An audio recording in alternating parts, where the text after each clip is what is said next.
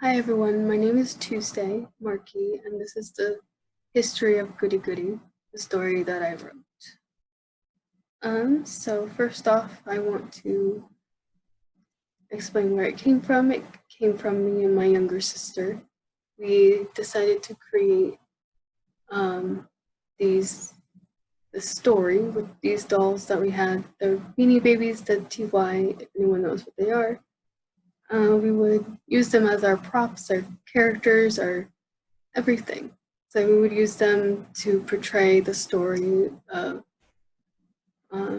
Goody Goody, but it was a much bigger, longer story. But I will not go into that so much just because it's really big and it's always different, so it wasn't really consistent.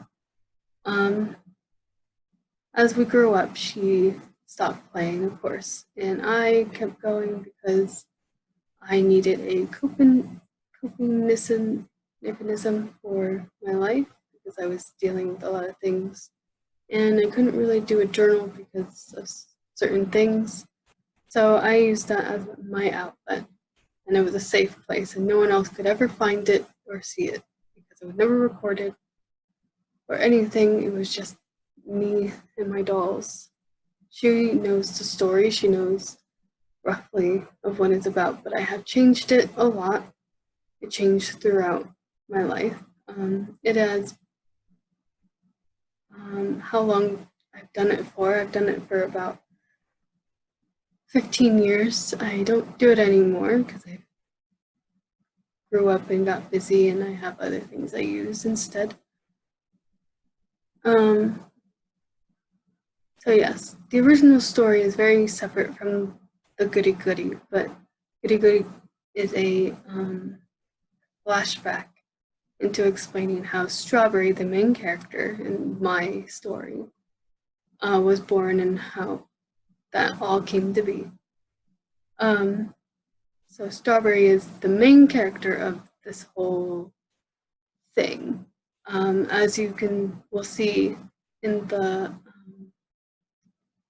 PowerPoint, there's a picture of Strawberry and all the characters.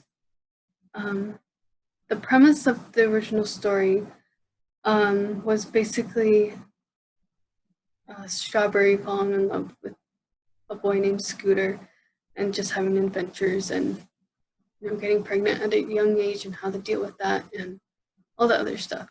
I personally have no experience with pregnancy or anything like that. It was just something I kind of knew about from TV shows. I would take things throughout my life and add it in, or the story kind of ran itself.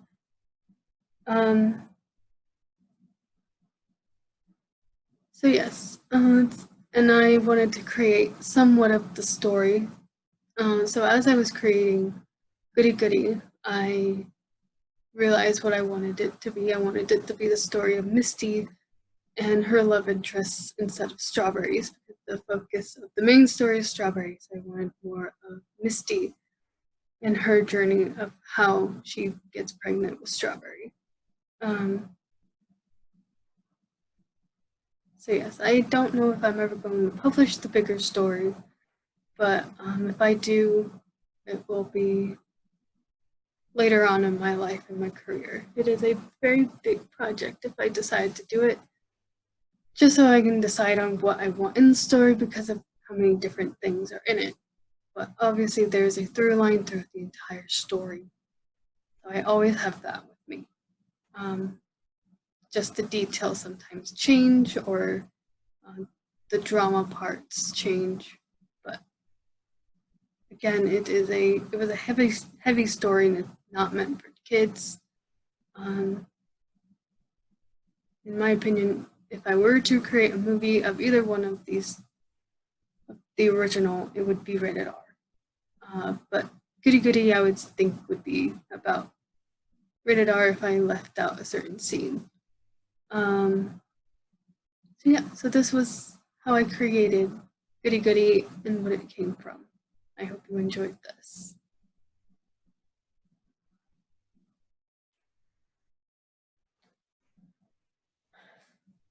Girls, my father yells, wanting my two sisters and me to get up and line up for breakfast. He wakes us up at 6 in the morning to make sure we all have a good meal. I walk to my spot in between my sister Jasmine, who is 17 years old, and my younger sister Brittany, who is 12 years old. We stand perfectly straight. You may go now, he orders us, Jasmine leading the way to the table. Good morning, Dad, we all say, smiling from ear to ear.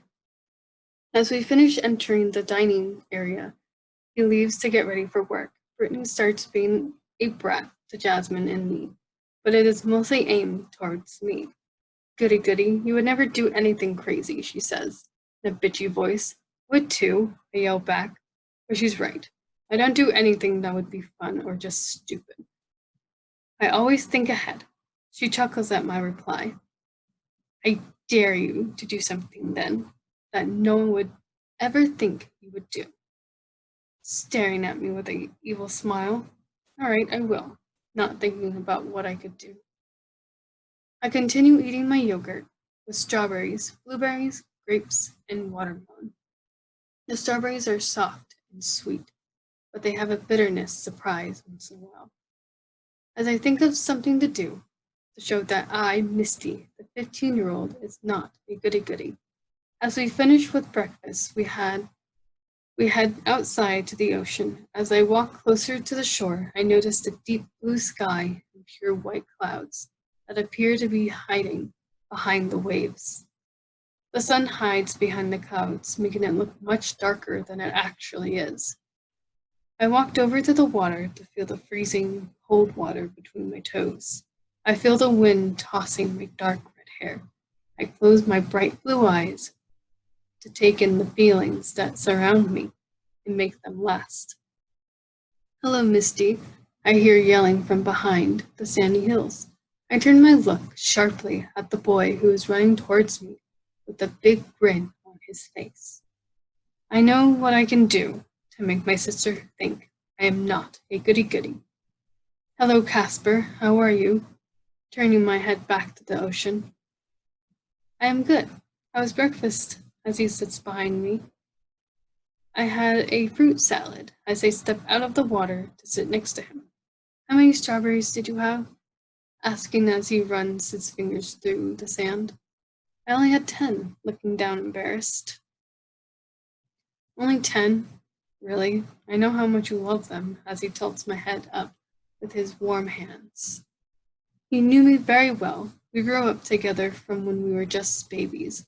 Since our families are very old friends, so he and I are very close. What are you doing tonight? Hoping he isn't busy tonight. Nothing, just watching the new episodes of Rugrats as he stares into my eyes. Would you want to sneak out and meet me here? Giving him a look he can't refuse. What? Looking at me with big eyes, once he heard the word sneak come out of my mouth. Sure, I have nothing better to do, while laughing partway through his sentence. All right, I'll see you tonight at midnight. As I turn around and stare at him to show him how serious I am.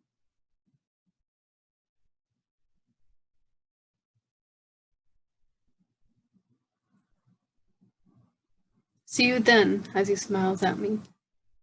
Goodbye, while I start to walk away. My heart is pounding. It feels like I'm waking up from a bad dream, but there is no going back on tonight. As we walk inside the house, I tell Jasmine and Brittany about how I'm going to sneak out. Jasmine just keeps walking to her room. That's all you got, goody-goody? Laughing in my face. No, I snap back. I ran to my room, climbing into my bed, and pulled the covers over my head.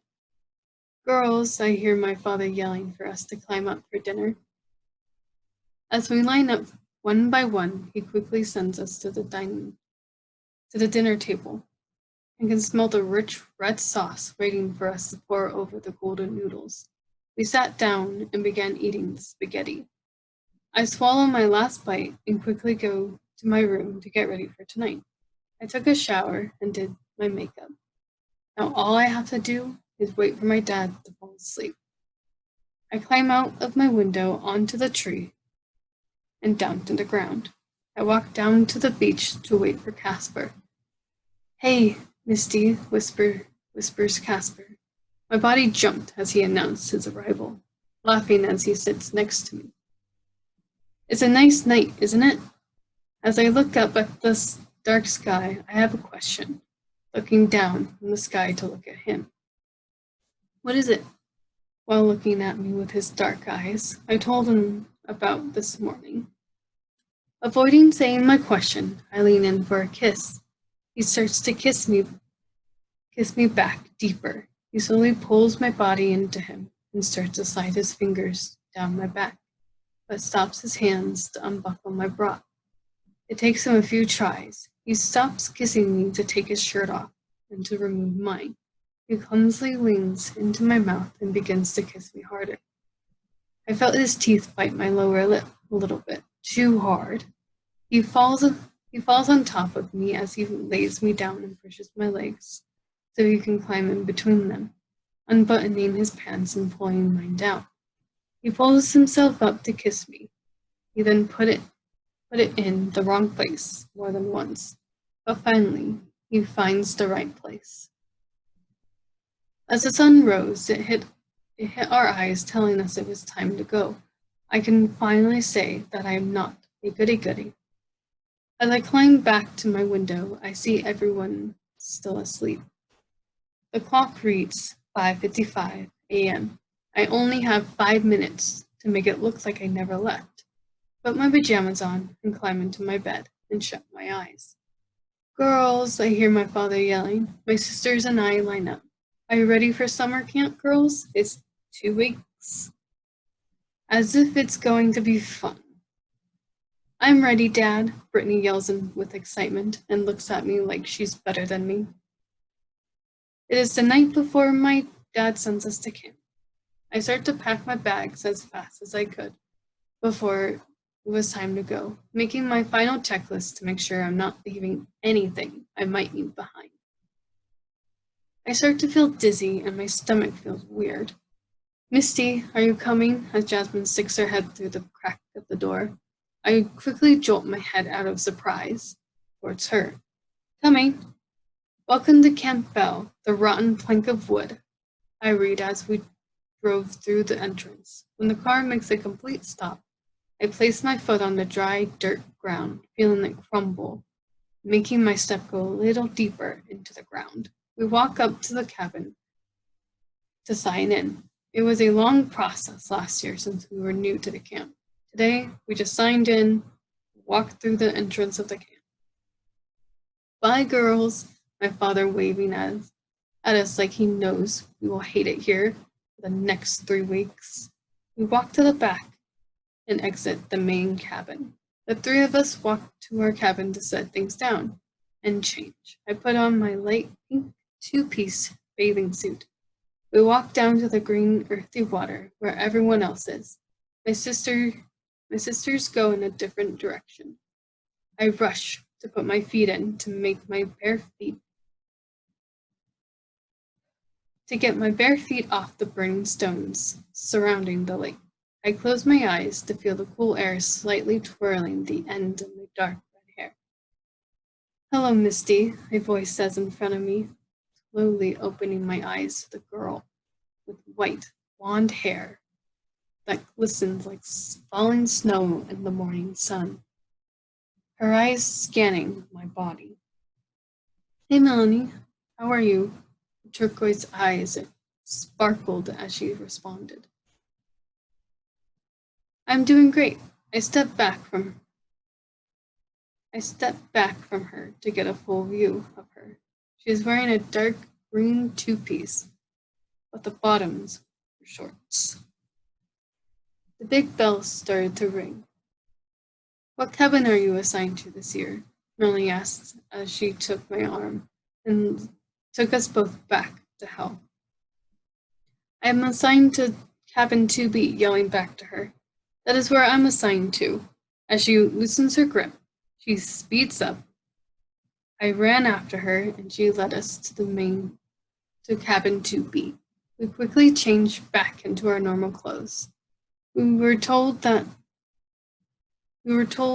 they are just going to show a movie tonight for the first For the first night, Jasmine and Brittany burst in on us, changing. "Ew, lesbos," yells Brittany, as Jasmine starts to laugh at her comment, but quickly stops. I just try to ignore her stupid comment. "What movie do you think they will be playing tonight?" Melanie asks, while all four of us walk to the big field that held the screen. "I'm not sure," I responded, while looking around for a perfect spot for us to watch the movie. She leads us straight to the back of the field, but centered to the screen. Why don't we ever go closer to the screen? Just now noticing we always sit here. Because then we are closer to the speakers and we can see the screen perfectly from here, and no one gets in our way, as she lays down the blankets. "What have you been up to, Melanie?" turning my body toward her in order to have a conversation.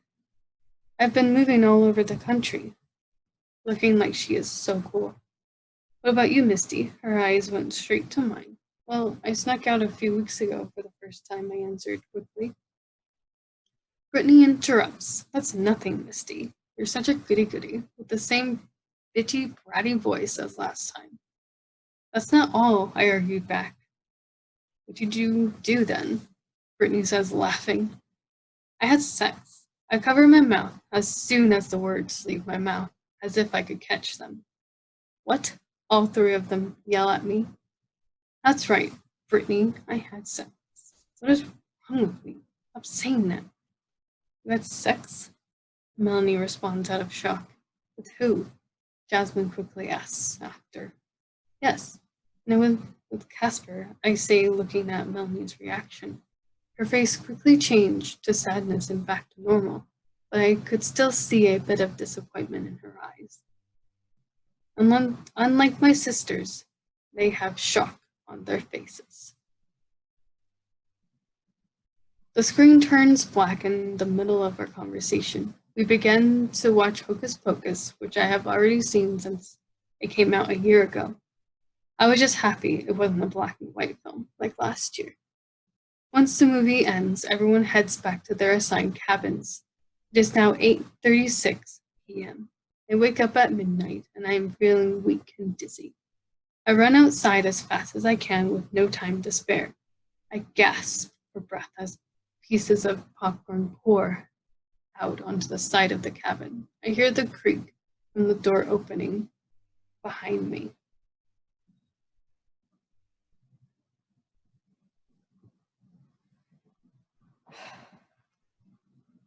"Are you okay?" Melanie sounds sleepy, but also concerned. "I'm okay. You can go back to bed," I told her. Then I realized what this meant. Am I pregnant? Hoping she says no. "Did you use protection?" as she walks towards me, thinking back to that night. "No," whispering the word to her. She pulls my hair back as I continue throwing up all over the dirt. I sat down feeling a little better, but I was panicking on the inside. "Want to talk about it?" as she sits next to me on the edge of the wooden ground the cabin sits on. "What are you gonna do?" while she rubs my back to help me feel better. "I should take a pregnancy test first before I decide anything," as I turn my head to find comfort in her eyes. "I don't think they have those out here," returning the comforting gaze she holds. "I will have to wait until I go home to get one then," looking deeper into her eyes. "I could go get one for you," she offered as she put her hand on my shoulder. "Where would you get one?" Quickly looking at the hand on my shoulder. "I could sneak out of the camp and go get one," as she lowers her voice as if the camp leader could hear her if she said it too loud. "There isn't anything for miles," in a soft whisper. "There is a gas station about 2 miles from here," while looking behind me. "I don't want you to get in trouble, but I am more worried that something would happen to her." It was about 1 o'clock at night and pitch black outside the campgrounds. My eyes glanced beyond the camp. "I won't get in trouble. I've done this several times," while she starts to stand up. Stay sitting here. I don't want you thrown up inside. I will be right back. 1 hour, tops. As I watch her run off into the darkness, I stay outside just as she said. I lay down and look up at the sky. The stars make a frosty path from one end of the sky to the other, and with constellation surrounding it, making it look like it's expanding the night sky. Suddenly, I hear light footstep patterns on the wooden ground I was laying on. "I'm back, Misty," whispers Melanie as she bends over my head, blocking my view of the galaxy. I smile as I see her face appear in my view. She hands me the bag as I sit up, still standing. "Thank you so much." I hug her as tight as I can. "You're welcome." I let go of my tight grip. I decided to take the test outside, so I walk behind a big bush and pee on the thing that holds my future. I finish pissing on my fortune teller. I walk back up the stairs to Melanie and wait for the results. "How long do you have to wait?" as she looks beyond the forest.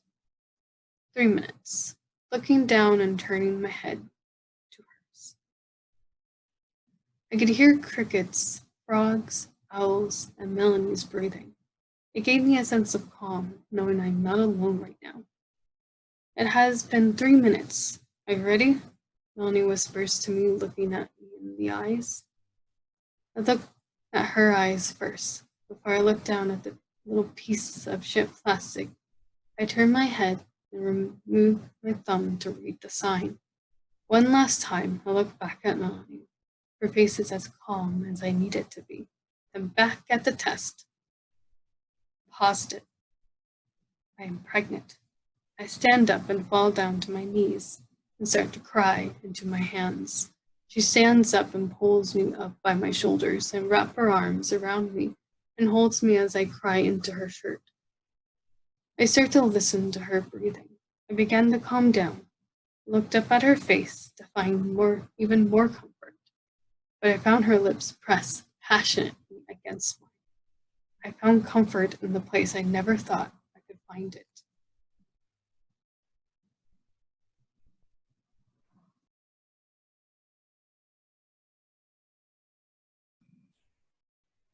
And this will be my credits. So storyboard for Goodie. My ideas. This is the cast: Misty, Melanie, Brittany, Casper, and Jasmine. And I mentioned Strawberry earlier on in the history. The voice is done by me. The editing was by one of my friends, Emily Martinez. And I want to do a quick thank you to my imagination, childhood, my younger sister for creating the original story with me when we were 5 and allowing me to change it as I kept playing it through the years. We hope you enjoyed the story, and I hope you have a wonderful summer, and I hope you have a good next semester. Bye, everyone.